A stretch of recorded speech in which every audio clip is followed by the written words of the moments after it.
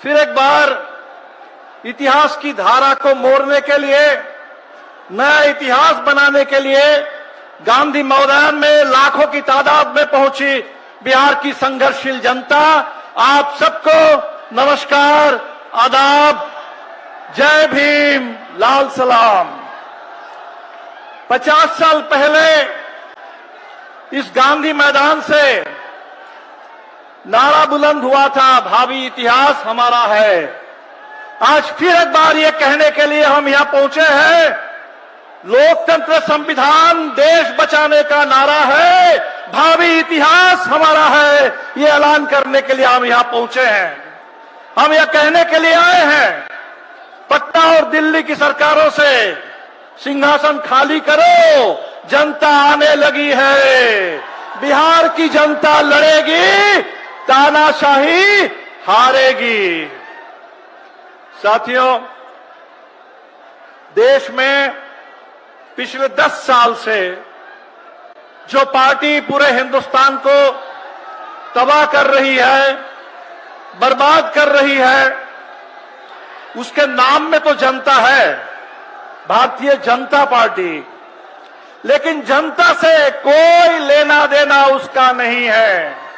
उसका अगर लेना देना है तो सिर्फ और सिर्फ सत्ता, सत्ता के लालच, सत्ता के अहंकार उसके रग रग में है। उस पार्टी के, उस पार्टी का अगर कोई काम है तो वो काम है बुलडोजर से हिंदुस्तान के लोकतंत्र को, विपक्ष को, जनता को, उनके रोजी रोटी, जल जंगल जमीन के हक को, पूरे देश को, देश की अर्थव्यवस्था को रोक देना।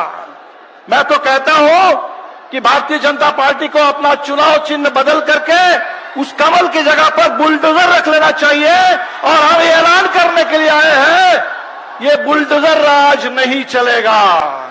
बुलडोजर से आजादी के लिए, आवाम की आवाज को बुलंद करने के लिए हम यहां आए हैं। किसान दिल्ली की सीमा पर एमएसपी की मांग को लेकर आना चाहते हैं, और ये सरकार जो अदानी अंबानी के आगे खुद कालीन बन करके बिक जाती है।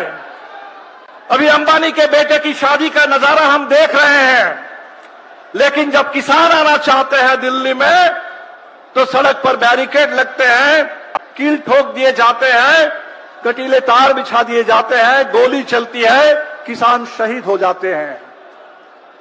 ये सरकार ये कहती है कि हम दुनिया में विश्व गुरु बनेंगे। गाजा के बच्चों को बचाने के लिए इनके मुंह से एक शब्द नहीं निकलता है, लेकिन हिंदुस्तान के पढ़े लिखे नौजवानों को, देश के अंदर जिनको नौकरी मिलनी चाहिए, उनकी जान को खतरे में डाल करके उनको इजरायल भेजने की साजिश ये सरकार रच रही है। हरियाणा, उत्तर प्रदेश के बाद हो सकता है बिहार में भी अब नीतीश जी ये काम करना शुरू कर दे। अभी 8 मार्च का दिन आएगा, अंतर्राष्ट्रीय महिला दिवस है। महिला सशक्तिकरण की बहुत बड़ी बड़ी बात होगी, लेकिन हिंदुस्तान में हमने कभी नहीं देखा था कि किसी पार्टी का ये काम बन जाए कि तमाम बलात्कारियों को संरक्षण देना, उनको प्रोत्साहन देना, उनको सम्मानित करना, चाहे बिल्किस बानो के बलात्कारी हो या चाहे मणिपुर में महिलाओं के ऊपर अत्याचार करने वाले, उनको संरक्षण देने का काम ये सरकार कर रही है। और इसीलिए साथियों, हम लोग यहां आए हैं ये नारा देने के लिए, ये 24 का चुनाव ये आर पार की लड़ाई है। और इस चुनाव में बिहार ने एक बार ठान लिया, जैसे हमारे साथियों ने कहा कि 40 के 40 सीटों पर महागठबंधन की जीत का पूरा झंडा गाड़ देंगे, तो निश्चित तौर पर दिल्ली से इस सरकार का सफाया होगा। साथियों, बिहार में एक एजेंडा बन रहा था। पूरे बिहार में आपने देखा 2020 के विधानसभा चुनाव में जब हम लोगों ने कहा कि बिहार के नौजवानों को पक्की नौकरी मिलेगी, तो उस समय नीतीश जी मजाक उड़ा रहे थे। लेकिन इस बार जब नीतीश जी इस तरफ आए थे कुछ समय के लिए, जब हम लोगों को मौका मिला तो आपने देखा कि बिहार के अंदर न सिर्फ जातीय जनगणना हुई, बल्कि सामाजिक आर्थिक सर्वेक्षण हुआ, पूरे आरक्षण का विस्तार हुआ, पक्की नौकरी की मुहिम शुरू हुई और पूरे बिहार में बात यहां पहुंच गई कि नीतीश जी करीब 20 साल से विकास विकास विकास कह रहे हैं, लेकिन उस विकास के चिराग तले वहां गरीबी का घना अंधेरा है। पूरे बिहार के 2/3 लोग 10,000 से कम आमदनी पर किसी तरह जीते हैं। तो नीतीश जी ने उस समय कहा था कि 2 लाख, करीब 1 लाख परिवार को हम 2 लाख रुपए देंगे। नीतीश जी उस तरफ चले गए, लेकिन बिहार के गरीबों से हम कहेंगे गिन गिन करके वो 2 लाख रुपए उनसे लेना है। और ये जो साजिश चल रही है कि आय का प्रमाण पत्र अब नहीं दिया जाएगा, न रहेगा बांस न बजेगी बांसुरी, ये जो धोखा बिहार के गरीबों के साथ साजिश चल रही है, इस साजिश को हमें रोकना है। तो साथियों, बिहार जो बदलने लगा था, बिहार और देश को बदलने के लिए आज जो हम इस पूरे मैदान में देख रहे हैं, लाल और हरा झंडा, लाल और हरे झंडे की ये एकता, ये दावेदारी, ये लाल और हरे झंडे की एकता और दावेदारी से ही बिहार बदलेगा और हिंदुस्तान में लोकतंत्र और संविधान सुरक्षित रहेगा। आज हमारे सामने ये रास्ता है और इसी रास्ते को रोकने के लिए, इसी रास्ते को रोकने के लिए फिर नीतीश जी को उस तरफ ले जाया गया।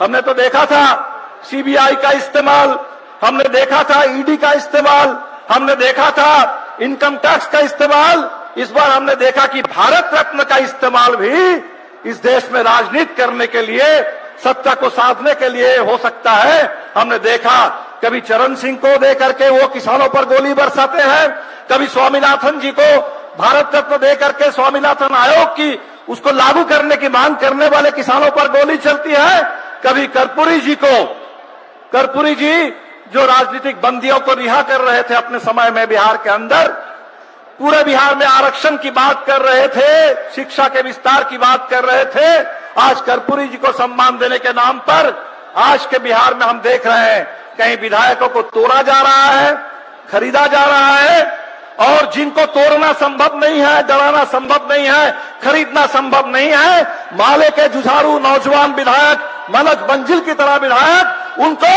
फर्जी मुकदमे में फंसा करके उनकी सदस्यता समाप्त करने की साजिश चल रही है।